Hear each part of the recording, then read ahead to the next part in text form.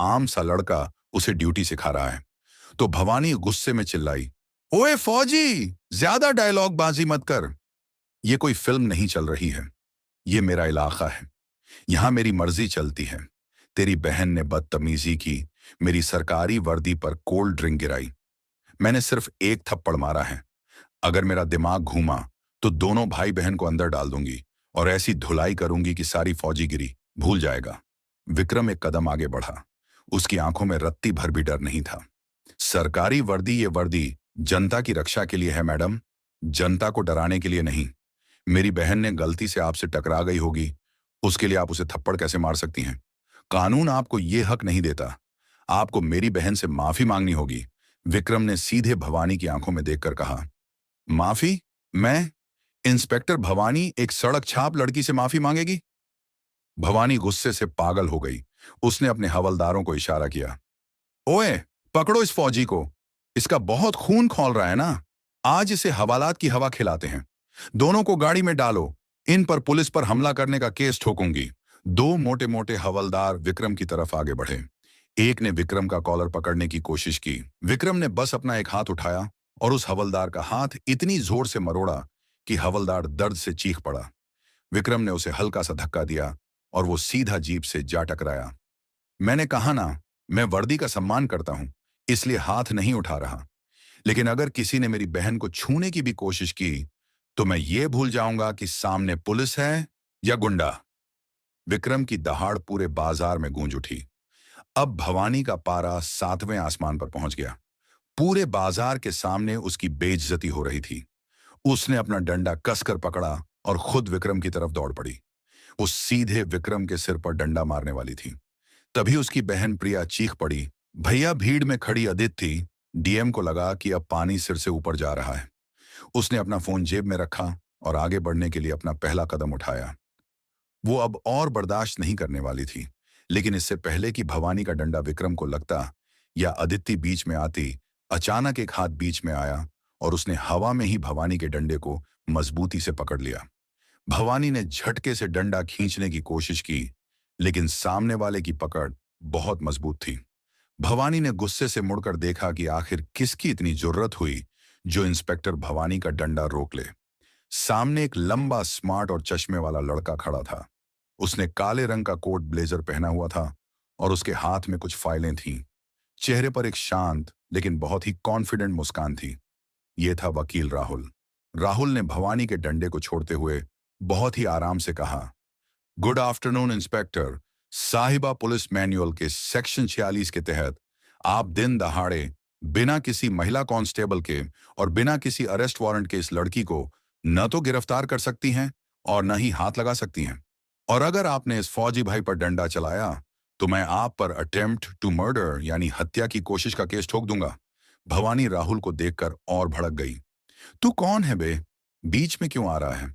राहुल ने अपनी जेब से अपना बार काउंसिल का आईडी कार्ड निकाला और मुस्कुराते हुए बोला, मैं राहुल हूं मैडम, पेशे से वकील और शौक से उन पुलिस वालों का दिमाग ठिकाने लगाने वाला जिन्हें अपनी वर्दी की गर्मी कुछ ज्यादा ही चढ़ जाती है। अब मामला पूरी तरह से पलट चुका था। एक तरफ फौजी का गुस्सा था और दूसरी तरफ वकील का कानून। और इन सब के बीच सादी वर्दी में खड़ी डीएम अदिति चुपचाप अपने भाई राहुल और फौजी को देख रही थी। एक हल्की सी मुस्कान अब अदिति के चेहरे पर आ गई थी।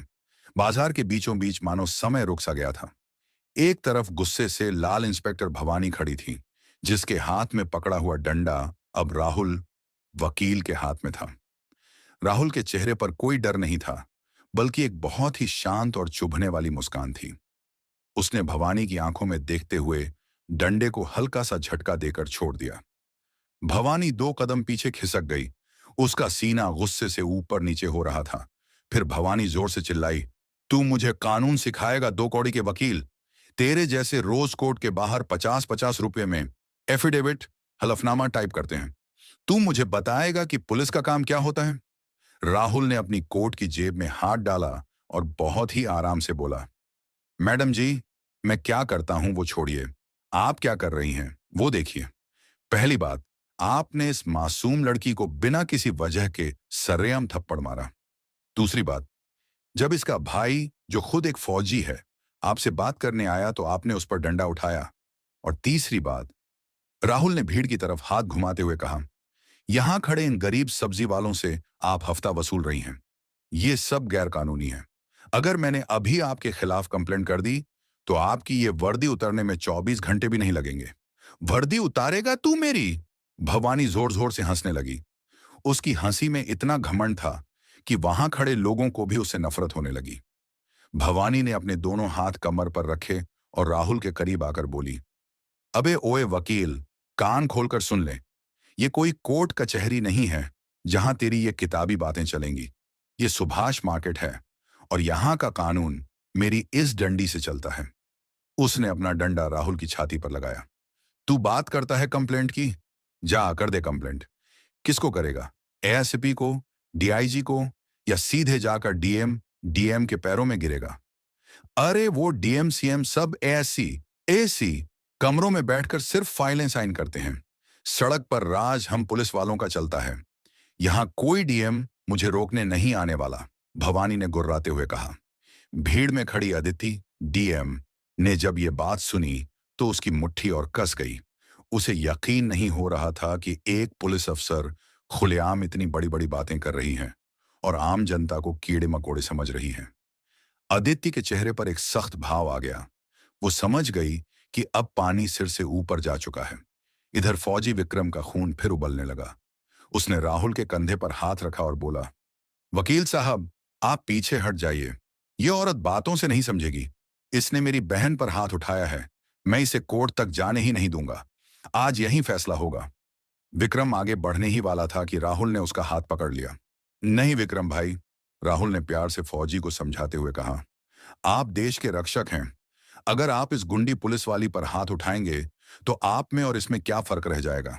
इसे कानून तोड़ने दीजिए। हम इसे कानून से ही सजा दिलाएंगे। आप बस अपनी बहन को संभालिए। राहुल की बात सुनकर विक्रम रुक गया। उसने प्रिया को अपने पीछे कर लिया, लेकिन उसकी नजरें भवानी पर ही गड़ी थीं, जैसे कोई शेर अपने शिकार को देख रहा हो। भवानी को राहुल की बात सुनकर और भी ज्यादा आग लग गई। गुंडी? तूने मुझे गुंडी कहा? तेरी इतनी हिम्मत?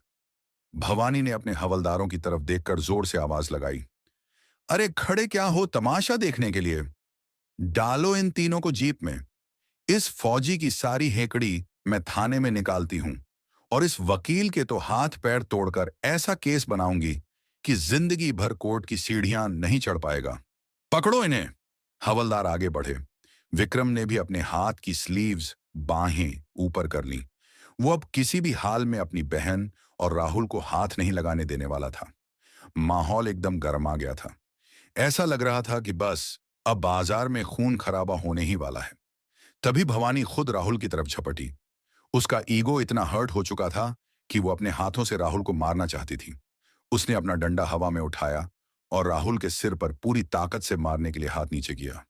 लेकिन इससे पहले कि वो डंडा राहुल को लगता, भीड़ को चीरते हुए एक औरत अचानक सामने आ गई। उसने बहुत ही साधारण सा कॉटन का सूट पहना हुआ था। चेहरे पर दुपट्टा बंधा था और आंखों पर एक सिंपल सा चश्मा था। उस औरत ने आगे बढ़कर भवानी का हाथ बीच हवा में ही पकड़ लिया। उसकी पकड़ इतनी मजबूत और सख्त थी कि भवानी का हाथ वहीं के वहीं रुक गया। भवानी ने गुस्से से उस औरत की तरफ देखा। उसे लगा कि बाजार की कोई आम औरत बीच बचाव करने आ गई है। ऐ औरत, तेरा दिमाग खराब है क्या? पुलिस के काम में दखल दे रही है? छोड़ मेरा हाथ, वरना तुझे भी इसी जीप में ठूंस दूंगी। भवानी उस औरत पर बुरी तरह चिल्लाई और उसे धक्का देने की कोशिश की, लेकिन वो औरत अपनी जगह से 1 इंच भी नहीं हिली। उसने उल्टा भवानी का हाथ झटके से नीचे कर दिया और उसे 1 कदम पीछे धकेल दिया। भवानी का मुंह खुला का खुला रह गया। एक आम सी दिखने वाली औरत की इतनी हिम्मत! वो पागलों की तरह उस औरत पर झपटने वाली थी। तभी वकील राहुल के चेहरे पर एक बहुत ही चौड़ी और सुकून वाली मुस्कान आ गई। उसने विक्रम के कंधे पर हाथ रखा और भवानी की तरफ देखकर जोर से बोला, इंस्पेक्टर साहिबा, अपनी औकात में रहिए। आप जिस पर हाथ उठाने जा रही हैं और जिसे आप धक्का दे रही हैं, वो सिर्फ मेरी बहन नहीं है। भवानी रुकी। उसके माथे पर पसीना आ गया। बाजार में सन्नाटा छा गया। सब बस उसी साधारण सी औरत को देख रहे थे। राहुल ने अपनी बात पूरी करते हुए कहा, ये कोई आम औरत नहीं है इंस्पेक्टर साहिबा। ये इस जिले की नई collector, district magistrate, DM Aditi हैं। राहुल के मुंह से ये शब्द निकलते ही पूरे सुभाष मार्केट में ऐसा सन्नाटा छा गया, मानो किसी ने बाजार का म्यूट बटन दबा दिया हो। जो लोग दूर खड़े तमाशा देख रहे थे, वो भी अपनी जगह पर बुत बनकर खड़े रह गए। भवानी के हाथ से उसका घमंड वाला डंडा छूटकर जमीन पर थक से गिरा। उस साधारण सी सूती सूट वाली औरत ने धीरे से अपने चेहरे से दुपट्टा हटाया और अपना चश्मा उतारा। उसका चेहरा एकदम शांत था, लेकिन उसकी आंखों में एक ऐसी चमक और सच्चाई थी जो किसी भी झूठे इंसान को डराने के लिए काफी थी। उसने अपनी जेब से अपना सरकारी आईडी कार्ड निकाला और भवानी के चेहरे के ठीक सामने कर दिया। District magistrate Aditi Sharma. अदिति ने बहुत ही ठंडी और सख्त आवाज में कहा। भवानी के चेहरे का रंग ऐसे उड़ीच गया जैसे किसी ने उसका खून चूस लिया हो। उसके माथे पर पसीने की बूंदें चमकने लगीं और उसके पैर कांपने लगे। जो भवानी अभी तक शेरनी बनी हुई थी, वो अब एक भीगी बिल्ली बन चुकी थी। मैडम, मैं वो मुझे मुझे पता नहीं था कि आप। भवानी के मुंह से शब्द ही नहीं निकल रहे थे। वो हकला रही थी। अदिति ने आईडी कार्ड वापस जेब में रखा और भवानी की आंखों में सीधे देखते हुए कहा, तुम्हें पता नहीं था? इसका मतलब है कि अगर मेरे सामने कोई आम औरत होती तो तुम उसे बेदर्दी से पीट देती, सिर्फ इसलिए क्योंकि तुम्हारे शरीर पर यह खाकी वर्दी है। भवानी ने नजरें नीचे कर ली। वो कुछ नहीं बोल पाई। तुम अभी कह रही थी ना इंस्पेक्टर कि डीएम सिर्फ एससी एसी कमरों में बैठकर फाइलें साइन करते हैं। अदिति ने आगे बढ़कर कहा, तुम्हें क्या लगा सरकार हमें जो कुर्सी देती है वो सिर्फ आराम करने के लिए है? मैं पिछले आधे घंटे से इसी बाजार में खड़ी डैडी होकर तुम्हारी सारी गुंडागर्दी देख रही थी। तुमने एक गरीब सब्जी वाले का ठेला पलट दिया, इस मासूम लड्ढकी को बिना बात के थप्पड़ मारा, और जब एक फौजी भाई अपनी बहन को बचाने आया तो तुमने उस पर भी डंडा उठाया। पास खद्दे हवलदार, जो अभी तक विक्रम और राहुल को पकड़ने के लिए उछल रहे थे, वो डर के मारे 2 कदम पीछे खिसक गए। उन्हें समझ आ गया था कि आज उनकी मैडम की नौकरी जाने वाली है। अदिति की आवाज अब और तेज हो गई। ये वर्दी जो तुमने पहनी है ना भवानी, ये तुम्हें जनता की रक्षा करने के लिए दी गई है, उन पर अपना जोर आजमाने के लिए नहीं। तुमने इस वर्दी का सरेआम मजाक बनाया है। तुम्हें तो पुलिस डिपार्टमेंट में रहने का कोई हक ही नहीं है। भवानी रोने जैसी हो गई। उसने हाथ जोड़ ढाला ली। मैडम, प्लीज मुझे माफ कर दीजिए। मुझसे बहुत बड़ी गलती हो गई। आइंदा ऐसा नहीं होगा मैडम। मेरी नौकरी। गलती? अदिति ने उसे बीच में ही रोक दिया। ये गलती नहीं थी इंस्पेक्टर, ये तुम्हारा घमंड था, और घमंड की माफी नहीं होती, सजा होती है। अदिति ने अपने भाई राहुल की तरफ देखा और बोली, राहुल, एसपी, एसपी साहब को कॉल लगाओ और कहो कि इंस्पेक्टर भवानी को मैंने ऑन द स्पॉट सस्पेंड कर दिया है। इनके खिलाफ डिपार्टमेंटल इंक्वायरी जांच बैठेगी और इन पर अपनी पावर का गलत इस्तेमाल करने और एक आम नागरिक पर हाथ उठाने का केस भी दर्ज होगा। ये सुनते ही भवानी धड्डाहाम से जमीन पर गिर पड्डी और रोने लगी। लेकिन बाजार में खड्डे किसी भी इंसान को उस पर तरस नहीं आ रहा था। सबको लग रहा था कि आज भगवान ने सही इंसाफ किया है। अदिति ने भवानी की तरफ से मुंह मोद्दा और प्रिया के पास गई। प्रिया अभी भी डरी हुई थी और विक्रम के पीछे खड़ी ही थी। अदिति के चेहरे पर अब कोई गुस्सा नहीं था। उसके चेहरे पर एक बड़ी बहन वाला प्यार था। उसने प्रिया के पास जाकर बहुत ही नरमी से उसके दोनों हाथ पकड़ दींच लिए। मुझे माफ कर दो बेटा, अदिति ने बहुत ही इमोशनल आवाज में कहा। प्रशासन और पुलिस की तरफ से मैं तुमसे माफी मांगती हूँ। तुम अपने फौजी भाई के लिए खुशी खुशी मिठाई लेने आई थी और तुम्हें यह सब सहना पड़ा। ये निशान, प्रिया के गाल की तरफ इशारा करते हुए, तुम्हारे गाल पर नहीं, हमारे सिस्टम के मुंह पर एक तमाचा है। लेकिन मैं वादा करती हूं, अब इस शहर में कोई भी पुलिस वाला किसी मासूम पर हाथ उठाने से पहले 1000 बार सोचेगा। यह सुनकर प्रिया की आंखों से आंसू छलक पड़े। उसने बस धीरे से सिर हिलाया और अदिति को देखकर मुस्कुरा दी। उसे अब बहुत सुकून मिल रहा था। फिर अदिति विक्रम की तरफ मुद्दी। विक्रम की आंखों में अब गुस्सा नहीं, बल्कि अदिति के लिए बहुत इज्जत थी। अदिति ने पीछे हटकर विक्रम को देखा और फिर पूरे सम्मान के साथ अपना दायां हाथ उठाया और एक शानदार सैल्यूट किया। आप सरहद पर बर्फ में और गोलियों के बीच खड्डाढ़े होकर इस देश की रक्षा करते हैं विक्रम जी। आप हमारी असली ढाल हैं।